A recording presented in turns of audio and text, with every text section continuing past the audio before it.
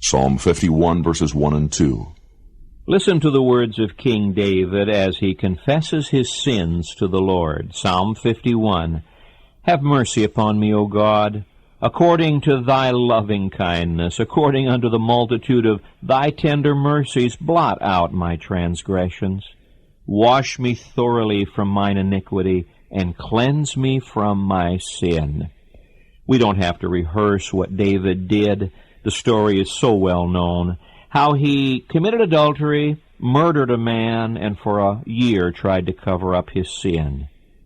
One of the problems in our lives is that we don't see sin the way God does.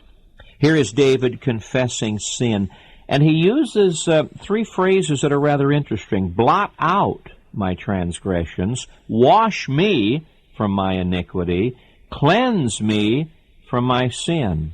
I think if you and I really understood what sin was and what sin does, it would keep us from deliberately sinning against God. He says, blot out my transgression. The word transgression means rebellion. When we sin, we rebel against God. Wash me from my iniquity. The word iniquity means to be crooked. When we sin, we make our character crooked. Something goes wrong down inside. Cleanse me from my sin. That word sin means to miss the mark. When we sin, we are not reaching that goal that God has for us. When David said blot out, he was referring to his sin as a debt.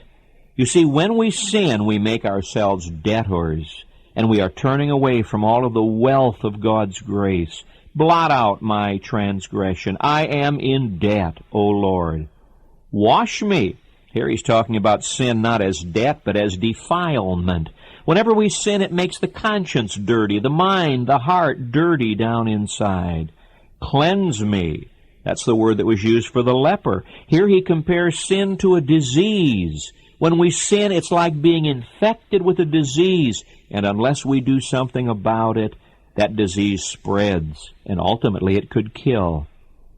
It would do us good to ponder Psalm 51, verses 1 and 2, and to realize how awful sin really is, and then to rejoice that our God is a God who does forgive our sins.